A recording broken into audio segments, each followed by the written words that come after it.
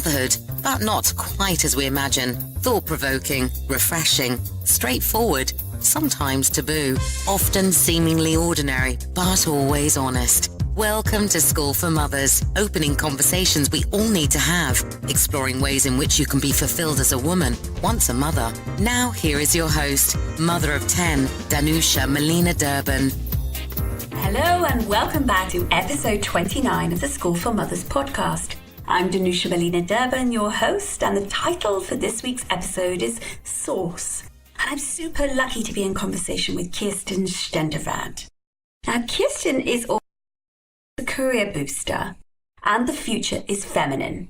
She's also a visionary mentor for ambitious entrepreneurs and leaders, feminine leadership expert, speaker, and mother of 3, 2 on earth and 1 in heaven.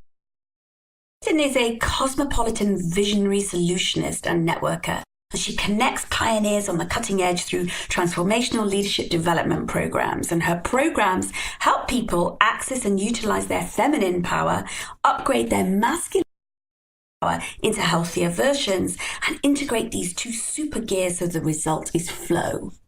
She's a specialist at turning pink sheep, she calls them pink sheep, people who stick out that organizations might otherwise lose, into inner, I really like that, innovatrixes. She helps entrepreneurs and top execs operate and create strategies in alignment with the paradigms of the 21st century, and is an expert at turning crisis into quantum leaps that benefit the whole.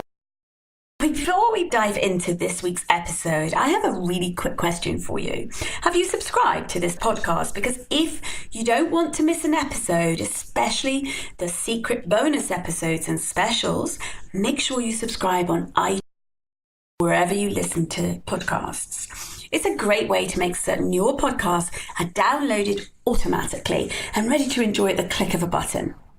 Anyhow, let's go straight ahead and dive into my conversation with Kirsten. The world has changed dramatically in the last few years. I mean, it's completely shifted in the landscape between particularly men and women. And if we look at the Me Too movement and the way that women are insisting on ourselves, quite rightly, and also men's, some would say, crisis of masculinity or confusion about what is expected of them. So it's a really, really ripe time to have a conversation with an expert on feminine power and upgrading our masculine and feminine power into healthy versions, and kind of integrating these 2 super gears so that we have flow. And today's guest, I mean, Kirsten is that expert. And so I'm really looking forward to meandering through our journey around masculine and feminine power. So welcome, Kirsten. Hello. Hello. I'm so pleased to be here. Thank you so much for inviting me. Yeah, you're really welcome. I would love you to tell us, kind of just help us understand how you navigated towards what you now do. And what you now write about and teach in your programs. How did you get there? Well, I think it actually all started with motherhood. Because before I became a mother, I was living in New York City, working as U.S. correspondent for Scandinavian media. And I was focused on success stories, individuals and companies who were able to do things in a new way where it didn't have a high price for anyone. So it would be like finding career people, ambitious, driven, successful, who didn't sacrifice their family, or companies who were successful but didn't sacrifice the environment or the happiness at work and so on. So I was looking for people who had found a way to have it all. Mm-hmm. That's a controversial one, isn't it, really? It is, yeah. And I postponed having children myself because I could not see how I could have it all. I could not see how can I combine career, ambition, drive, nurturing, time, flexibility, and all that. So as I contemplated becoming a mother, I thought it's absurd that there's no good stories about how motherhood can enhance your career. And I recalled, it was like about 3 stories I recalled from women who had said to me, en passant, like not really, just as a sidekick, that just told me, I said to them, how can you manage being a mother of your own company, or climbing to the corporate ladder and being a director of something? And they just, I had remembered three, four people who had said to me, well, you learn that as a mother, and I thought, let me explore that positive aspect of motherhood. And so I started interviewing about 200 women from all walks of life, all kinds of professions. And I asked them two questions. I asked them, what did you learn from motherhood? And then I asked them, use what you learned from motherhood in your career. And what I discovered when I coupled that with my research into megatrends and 21st century leadership trends, I noticed that there was a correlation, that all the things that you learned were exactly the things that were needed in the 21st century. Well, how funny that, eh? Yes, and I thought, this is such good news. Let me write a book about that. And so I wrote a book called Motherhood as a Career Booster. It's available as an online course now, but it's not I didn't write the book in English. I ended up publishing it in Scandinavia, but the book is more timely now than it was at the time. And it actually just speaks about how this big paradigm happening in the world, where the masculine paradigm is being replaced by the feminine paradigm. I call this century the feminine century. And now we need to put it's not that we don't need our masculine skills, but they need to serve skills. We need to put the feminine foot forward first, and then have the masculine hand serve that. So, so that's how I got in touch with it. It was actually motherhood that awakened me to my soul career. Yeah. Well, that's a wonderful way round, and actually quite ironic, isn't it, given that you put it off because you didn't really know how to make it all work. It's a lovely success story in itself, isn't it, yours? Yeah. So as you spoke about feminine skills and masculine skills, I think it'd be really interesting to hear how you delineate those. I mean, what's feminine skills? What's a feminine source and essence, and what's masculine? Well, it's complicated. Not necessarily complicated, but we really, really need to stay clear-headed to navigate in this subject, because first of all, feminine and masculine is two different essences, two different gears that have. So it's the yin and the yang, it's the light and the darkness, it's the ebb and the flow. It's two different essences, and none is better than the other. So that's the first definition.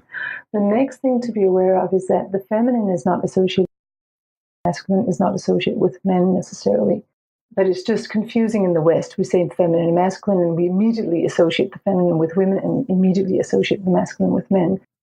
But I like the Asian definition, more gender neutral. And if you should define it, I would say, there are many ways to define it, but I say that the masculine gear is our doing gear, is our speeder gear. And you could say that the feminine gear is our being gear, so to speak. So the point is that we need both gears to have a vehicle that runs smoothly. If you always press on the speeder, you're going to wear and tear the vehicle too fast. But if you much, or you press that too much, you're not going to have enough speed or accumulate enough energy to really go somewhere. So we need both gears, and that is what has gone wrong in our culture, is that we think the speeder is more valuable than the clutch. So we keep pressing the speeder gear, whether we're men or women, it doesn't matter. We keep pressing that. Or we have just given up, so we just stand on the side and use our clutch. But this either or tendency, we all need to use both gears. And then the second thing that we need to be aware of is that the feminine and masculine gears come in two different versions. So that there is the unhealthy feminine, and there's the unhealthy or distorted masculine and the healthy masculine. And if we look at that, we could say that the unhealthy or the distorted feminine is a feminine gear that is what you could old feminine. It's where the feminine is passive or victim or manipulating or gossiping or, holding other people down because of fear of inadequacy, and that snaky, toxic energy. And you could say that the negative masculine, the unhealthy masculine, the distorted masculine is the tyrant, the workaholic, the dictator, the butch, the killer, the destroyer.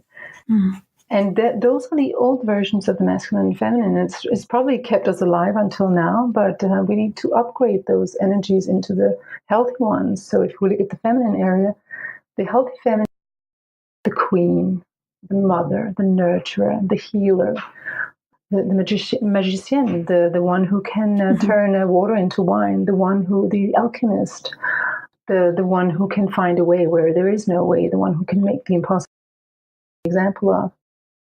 And then in the positive masculine era, we have the father, the protector, the king, the prince, the hero, which is highly needed in today's culture. We need all men to become who save our culture from disaster, and we need all women to step up to their potential as queens, protecting all life, protecting and being the voice for the life-giving, bearing principle. And so I'm completely with you, and I'm adoring listening to you as you describe the old versions and the speeded gear with the clutch gear and the requirement for a new James Bond and the requirement for healthy feminine. How the hell do we get there, Kirsten? I mean, we're all over the show. Yeah. I feel like it's terrible. Okay. Apologies for bringing Trump into this. I mean, I never bring politics into this. So fuck this. I am. It's my show. Yeah, it's your show, and you do as you want to. Yeah, I think that Trump is a gift in the sense that he's showing us contrast. He's showing us a visible example of the masculine gone berserk, the old masculine gone berserk. And great word for it. Yeah, and he's actually, I think that I just published my latest book called The Future is Feminine. I just published it just 14 days before he was elected. And then, my book is called The Future is Feminine, okay? So it's about 21st century leadership. So people were saying to me, yeah, sure it is. Why now we have Trump? And I said, actually, he's going to help. He's a hacker, actually, in the sense that he's going to help us get to a feminine future faster, because he is swinging out the polarity is going to such an extreme that it will animate extreme, all the green grassroots, all the, you could see the pussy riots and, all that, that upheaval came in as a consequence of the provocation of Trump. So he's the provocateur, isn't he?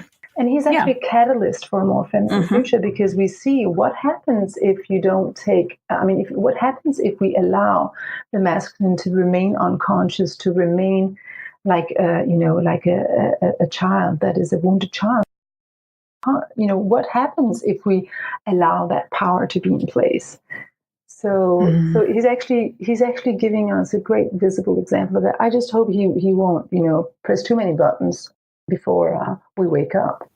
But he's a help in that sense. But how do we get there? I teach personal development. I do personal leadership courses, transformational leadership programs, because I think it starts with ourselves. It starts in our own psyche, coming to terms with our own images of the masculine and the feminine that we have inherited from unconscious parents. Because how did they didn't know better, they just passed on what they had learned from their ancestors. So I think we need to tidy up inside of ourselves in all these messed up energies that we have unconsciously inherited. It's just like bringing up children. You hear, I don't know if you've ever tried this, Danusia, but you hear yourself saying things to your child that you don't, but you just hear yourself repeat something that somebody else said to you, like a parrot. You say, don't make this mess. And then afterwards, you're thinking, why should they make a mess? They're kids. They're exploring. They're experimenting. Why is this such a problem? I had a funny occasion when I've had many funny occasions with my children when I've said ridiculous things. I mean, just as you describe, things that don't make sense, that they're not necessarily my words, but I'm parroting them out there. And I remember saying to my children, "Don't laugh so much. I didn't have you to laugh." And then and it's because they were being particularly noisy and giggling. And, my girls, when they were younger, I mean, they're in their teens now, but it was just before they became teens and they were in that giggly, silly stage. And it just for some reason wound me up. I mean, I probably was stressed about something quite, adult, like bills or something. And I was like, don't, I didn't have you to laugh. It's like, what a ridiculous thing to say. Poor kids. I mean, what else? Of course they're going to laugh. Right. Yeah, we say things like that. It's like, I hear myself and I'm like, what did you just say there?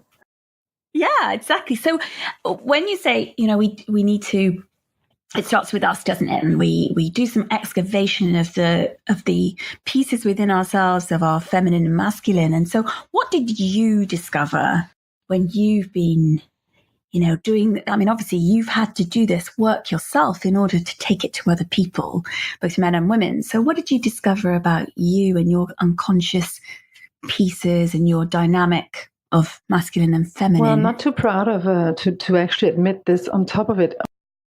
But what I discovered, so it's between you and me and the listeners, okay? Oh, yeah. Yes, there's quite a few listeners, so it's okay. It's private. But maybe some of you can recognize is I actually discovered that I did not have a positive perspective on the feminine.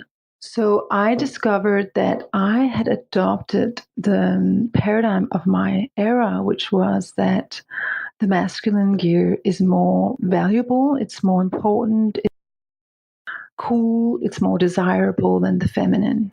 Mm-hmm. So I did not, in the beginning of my life, my father was my big role model. He went, he earned money, he had power, he had success, he was making the world.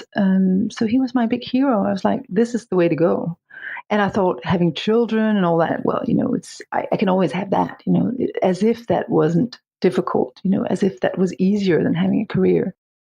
And now, like, oh my goddess, what the big art actually is to have a well-functioning relationship, an intimate relationship that is harmonious and fulfilling, and where you make each other grow. Art form, that's not something you just do. I mean, you can be lucky and just bump into that kind of relationship, but for most people, that's not a given thing. And then secondly, to raise balanced new beings, oh my goddess, that is this job in the world. That is the most valuable contribution. I mean, talking about leaving a legacy, if you can leave behind just one balanced kid with self-worth and access to their talents, I mean, you have an amazing favor. So I'm actually not so proud of admitting that I also thought that the masculine gear was more valuable, and I think that's the collective disease of our culture and of our era. I think that it's actually better. All the things you can see on the external, all the the masculine values, it's valued. You can see it's very tangible. The masculine gear, you can see. Yes, it's very obvious, isn't it? I built this road. I created this internet. I earned this amount of money. I have this status. I have this kind of car. You can see it. It's very visible. So the problem of the feminine is that it has a marketing problem because it's invisible. How do you measure? How do you measure self-worth? How do you measure healing energy? How do you measure light? Mm-hmm. It's very difficult to measure. Mm-hmm. But don't we agree, Danusia, that what makes a difference in a life of you had the amount of light you're exposed to, the amount of positive energy, that's what makes the whole difference. That's what makes us thrive and make healthy, sustainable decisions. Mm-hmm. So it's terrible that we value more than these yin qualities. So that's my mission. That's going to be my life's work, to be the voice for the feminine and say it's just as important, if not more important, if you want a human-friendly future. Yeah, it is. And, as we work in organizations, don't we? And we know that what you can't measure is seen as worthless. It's the metrics of something that matter to organizations, the impacts, on bottom line. And if you can't measure that, then it doesn't exist. So there's some major problems in terms of not only within ourselves, but then taking that into corporations, what you've just described. Gosh, thought-provoking. And now I kind of, for some reason, being very feminine myself in my thought process, I've now flipped into thinking, how do you, given what your area, your legacy, your life's work, how do you help your boys, your sons, access their femininity and become, healthy masculine examples of thriving men? How do you do that? Well, I really think about my future daughter-in-laws when I raise my boys. I want them to be gentlemen. So I make sure they keep their sensitivity, that they're encouraged and demanded actually to have empathy. I honor and point to the qualities of their heart. I even say to them when they're in pain, cultivates an open heart to be able to feel pain and to sustain, to walk through pain. That's what makes us strong humans. I totally acknowledge if they cry. I say boys don't cry. I say strong boys have access to their vulnerable side. So yes. I teach them how to be with their emotions without drowning in them or without being overwhelmed by them. I think I have an advantage in the sense that the new generations, as far as I can see, and you can really speak to that statistically, Danusha, because I don't know if you agree with me that the new generations see with a much better balance between their yin and yang gear.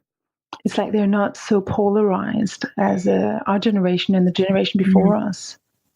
So I find that my boys are born with a strong feminine side, and I just make and teach them how to balance that with their drive and ambition, and so they don't become softies. I think that was the trap of the 70s, is that in our effort to make boys respect the feminine masculinity, and that's not desirable either, because you need your masculine spine to be able to be a hero for yourself and others. You need to know your direction, to make decisions, to fuel. You need all that. You need to be able to act. You need to be able to do what it takes. So we don't want to throw that out. But we certainly don't want closed hearts. So I really make an effort to help my boys acknowledge their heart qualities a lot, so they have a language for it. And I find that we have a problem in school, even in progressive Scandinavia, we still mostly acknowledge subjects such as language, maths, chemistry, geography, and so on, all the intellectual subjects. And I really have to make such an effort to make their creativity, their intuition, all their musical talents, their physical challenge, their intuitive talent, because that's not acknowledged at school, so they think it doesn't count. Yeah, it's very frustrating, isn't it, that the kind of educational piece that is so important to our sense of selves and how we integrate this masculine and feminine power really is. So I'm curious about whether I want to say this in a really mindful way, because what I really want to ask you is, do you think that the loss of your son has enabled your other two sons to truly witness you being, kind of walking through pain in order to become a stronger human being? Do you think that has actually being part of that and, very well, I mean, I don't want to put words on it. That's the thing. I don't want to place those adjectives on it. But am I making sense? Yeah, I mean, you're referring to the fact that I lost my 7-year-old boy at the age of 7. Yeah, of course, obviously at the age of 7. And at the time, his brothers were 10 and 2. And of course, that experience has affected them a lot. And I think that what I have been very aware of is to teach them to not go down from pain, not go. I always said, let's go up. Yes. And I also said, there's one son in paradise, the two others should also be in paradise. So I have actually very deliberately, I knew that with the night my son died, after 6 months of aggressive curable cancer, I knew that I had to make a very strong motherhood leadership decision, because I knew that my kids were going to follow me. So if I allowed myself to crumble, they would have to have a reaction. So I decided, motherhood is leadership, right? So I decided I must go up instead of down, even though I didn't know how. And even though my world broke down, I mean, my God, I've never been so devastated. It was like an atomic bomb. So it's not that I knew how, and it was not a decision from my head. It was a soul decision. It was, it was a fork in the road. If I continue, if I just allow myself to go down with this, I will go, and my children, my family will too. So I make this decision, and I think that my children have seen that it's possible to experience the pain, and the pain is so devastating, and you know that, Danusha. It's to lose it's get rid of. It's a worse existential pain, losing a child, because with a child, and all mothers who listen to this know that this is the only place where we allow ourselves to love unconditionally. No hesitation, just so when that string is cut, so we think, because the child is no longer on earth, it's like the biggest cut we could experience. But I think that my children have seen that be in pain and acknowledge the pain and experience the pain, but I don't need to become a victim. I can actually use that pain to get more tones in my heart, to the world and my level of compassion become bigger. I don't need to shrink from this experience. I can actually expand from it. And I think that they have seen that. And so I find I have very emotionally healthy kids who are pain, and they're not afraid of loss because they know they can survive loss. And they're also very sensitive because, of course, I mean, you don't go through that. If you close your heart, you become crumble from the experience. You lose. It's very aware that we should all expand instead of shrink from this experience, because I said to them, we should not only focus on what we lost, we should look at what we received.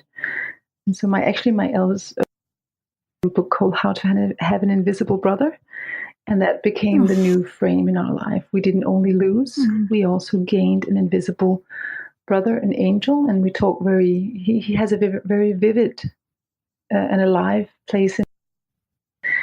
We light candles for him. We talk to him. My youngest son make little things for him at school and put on his little altar. And he has a very alive place in our hearts. And I think that living with death in such an alive has taught them to not be afraid of loss and pain, but to open up instead of closing down.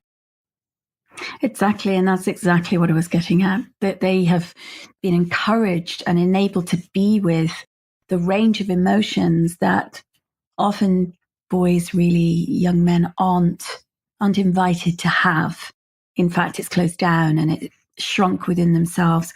And then when they get in relationship with women who almost demand it, or seek it. It doesn't matter which word I use. It's wish to be present, and they don't have a clue. They haven't got a clue how to engage with. Well, I mean, the old classic of, I'd like us to talk. I mean, that's like men. So many men would run for the hills with that. What do you mean you want us to talk? And of course, increasingly, men are not being like that because, as you said earlier, the younger men are having a wonderful inner life, a different kind of inner life, where they have much more access to their feminine as well. And I see that, I have a lot of my children's friends come and stay, and lots of them are boys, lots of them young men.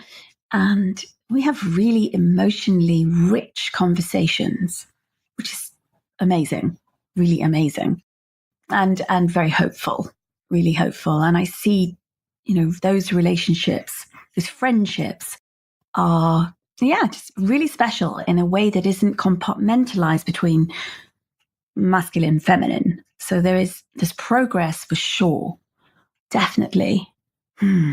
It's really lovely to hear about your son and publishing a book about his invisible brother. It's very touching, by the way. Yeah, it's very sweet. He was actually published by an internationally acclaimed author called Lars Muhl, he wrote a book called, he wrote about the Mary Magdalene Gospel. And he saw that book and he said, this is a classic. It should be in every home. So he published it on the spot. So it was actually a beautiful story about how loss can actually be, it can also be an access to producing something that can actually help others. So that book actually sells much better than all my books. It's like it sells like hot bread, because with that innocence of a boy has helped a lot of people open their hearts. What an incredible legacy, and a wonderful story to. I mean, it's all power to your recognition and leadership decision as a mother to go up whilst feeling the pain, because it's not going up being Pollyanna-ish. It's that kind of everything's positive. No. It's going up and through that pain and creating from pain, and not, as you say, becoming a victim of a circumstance, of a happening, of an incident, of a tragic, loss. Yeah, incredible. Really is. Yeah, and I actually think that, if we talk about the future for a moment, right? So we have this young generation who are going to grow up in the age of artificial intelligence. I just want to say that what is the only thing a robot cannot? You can actually teach a robot empathy, but what you can't teach a robot is pain. It cannot understand pain. So you can teach a robot to say yes and no in the right places, and how are you, Mrs. Jones? Not teach a robot real heartful, soulful pain.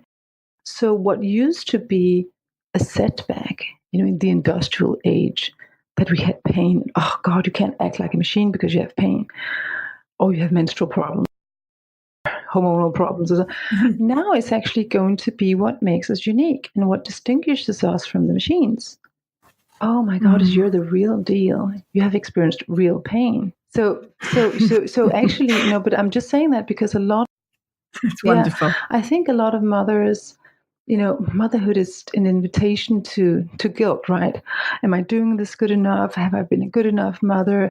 Am I raising good enough children? It's like a constant. If we don't take a lot of leadership over the motherhood world, we can actually really create suffering for ourselves and our kids, right? But I really want to encourage us all to really embrace the wholeness of our experience as mother, including the guilt and shame and all that. It's actually what makes us very human beings, and that human experience is becoming a rarity. Yes. So it's like the new gold. So cherish it and be proud of what you have learned, and be proud of all the evolutionary you have. You've paved so many ways that makes it so much easier for the young generations. I don't know about you, Danusha, but when I meet 20-year-old women, 30-year-old women, I'm astonished at how wise they are. Mm. Little part of me that thinks, oh my God, am I behind? Because, now I'm like 50 and, I find that these women are so wise at such a young age. And then I have to think, well, who paved the way? The women before me. Yes. And the women became, and so it's a beautiful thing that we actually pave the way for each other and make room for much more wisdom in our culture. And that wisdom you cannot gain wisdom without going through the darkness. Well, that's for sure. You really can't. You really, really can't. There's no shortcuts, are there? There are no shortcuts to that rich experience of wisdom and intelligence about life. You have to go through pain and and difficulties. That's what grows us. And actually, it grows what you call spine, that ability to stand tall, stand up. Without spine, we melt into a puddle, don't we, really? So we have to strengthen our spine, and that strengthens through adversity. It's as simple as that. And so those people, the other day I was thinking about it, the people that are the most equipped in terms of teaching in the world are generally those that have had really very difficult lives, very, very difficult lives. Yeah, and I think it's worth saying to mothers, because we're so obsessed with the perfection myth, become a mother and it's such a big responsibility, and you see this new little life and you want to just life where there's no problems for this kid. You want to just make a perfect job of being a mother, and it is not possible. And perhaps it should not be possible, because that child grows through adversity. That child actually gets strengthened. Caterpillar turning into a butterfly, which won't happen if you help it, right? It has to go through that pain of disintegrating and becoming a butterfly. Same thing for kids. So we mothers should stop feeling we have to do a picture perfect. Shameful if we don't, because actually we're doing an extraordinary job, just being real. Oh, yes, I'm a great believer in the more real we are with our children, the more of a service we do for them, the more that we allow them in a safe manner, of course, to do that falling, to do that, to make those mistakes. They have to make their mistakes. And that's age appropriate, whether it's a 2-year-old who has to, trip over, or a year-old that has to trip over in order to walk, or whether it's actually a pre-university child who is making plans that are ridiculous. And that, as mothers, we know it's all going to fall apart.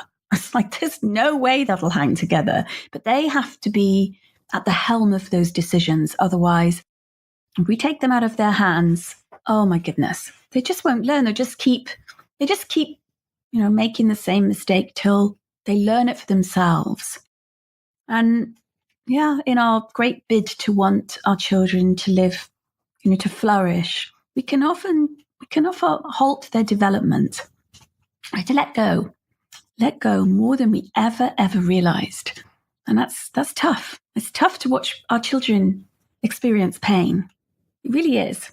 It's the worst. Yeah, it's awful. I mean, it's, whether it's physical pain, oh my God, that's just, that's the pits. It's just dreadful. Or emotional pain, or, I'm thinking about children who hook up with who they think are amazing boyfriends, girlfriends, or even friends. And mothers, we have that intuitive gut knowledge of, oh my goodness, that is terrible. That's not going to work. It's a dreadful relationship, on whatever score, on whatever level. And we have to watch it unfold, play itself out in whatever way. But don't you think it makes a difference if we ourselves don't feel fear, guilt, shame when being with our children and witnessing our children? Because I think that has a vibration. We vibrate that to our kids as well. So if we are very afraid of or worried on their behalf, I think that it will contaminate them.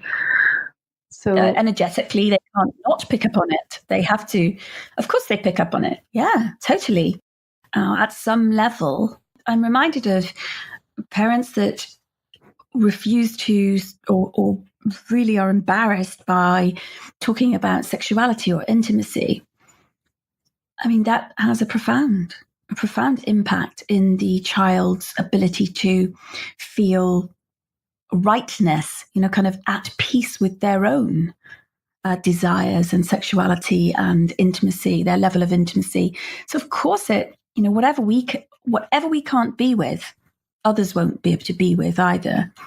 We sniff it, we know it, like those unspeakable topics, like we just can't go there.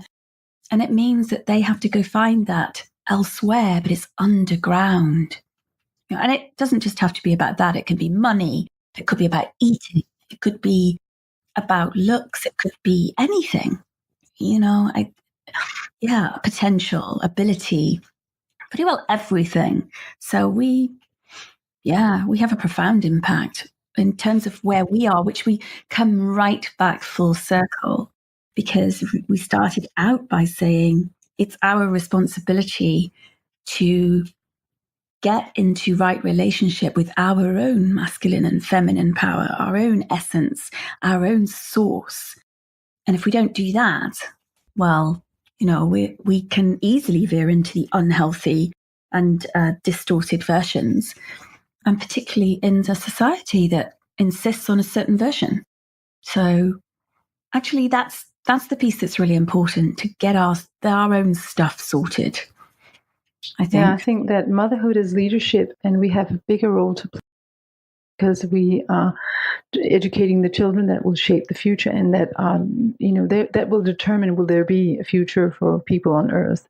Yes. So the responsibility has never been bigger, and I think that the best thing we can do for ourselves is to develop our leadership, which means letting go of what doesn't serve us and our children and the whole, and adopting the new practices that are in alignment with what's needed in the new era, that are in alignment with the new possibility of a heart-centered leadership, of a more conscious, wisdom-based culture.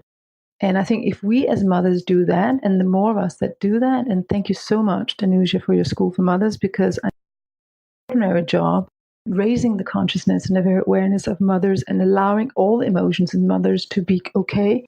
So I think that this is not a small thing. This is a huge thing. You're part of a big movement. Just as my leadership programs and feminine leadership, turning motherhood to a career booster, all that, and along with thousands of women are doing all over the planet, that is what is needed now, and that is what can change the world, and that is what hopefully will change the world. So it's a really, really important time to grab that leadership as a mother and use it to the fullest, because you can actually make a much bigger difference than you think. Sometimes we think we don't make a difference, but you could be that one person that makes the balance tip to the right side.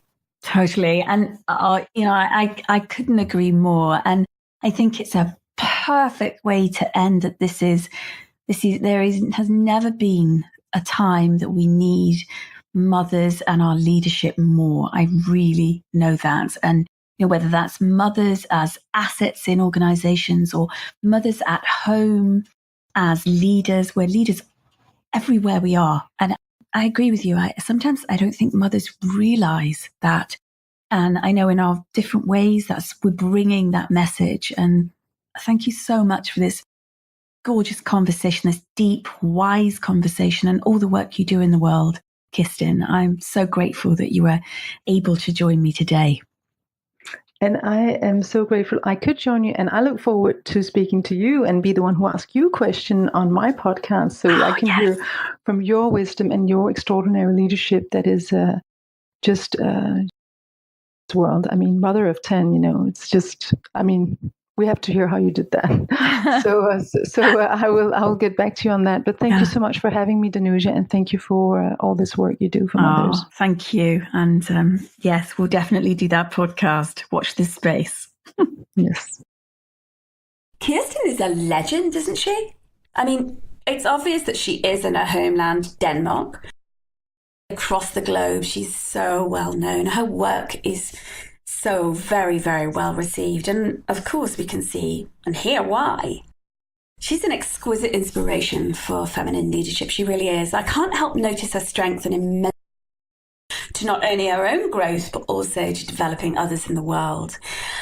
And I'm also really struck by how every time I'm in conversation with guests who've experienced deep grief, how they've yet somehow grown all the more because of it.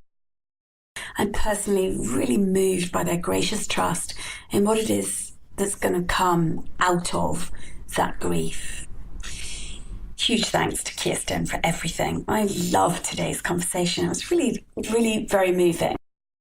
Now, before I let you know who I'm bringing to you next Wednesday, I got to tell you, we have a pretty damn memorable Sunday supplement coming up this Sunday. And it's also Mother's Day in many of the countries where we know our loyal listeners live. 25 countries that listen in are celebrating on Sunday the 12th of May, and our Mexico-based listeners will have celebrated just a couple of days before. Now, if you've not listened to our very first Sunday supplement called Mother's Day, I'm so not going to be disappointed. It's poignant, diverse, and oozes with love. You'll hear from women around the world talking about what their mother taught them. Anyhow, back to the Sunday supplement that's airing on this big day. The subject of sex toys. I'm honoured to have a heart-to-heart with Sarah Forbes, who was curator of the Museum of Sex in New York for 12 years. Consider this conversation the School for Mothers' little contribution to dismantling some of the remaining sex. Plus, there's always room to learn, and in many ways, shatter our preconceptions about sexual pleasure. I'm pretty sure I won't be clutching my very British pearls if I wear a twin set. But let's see, eh?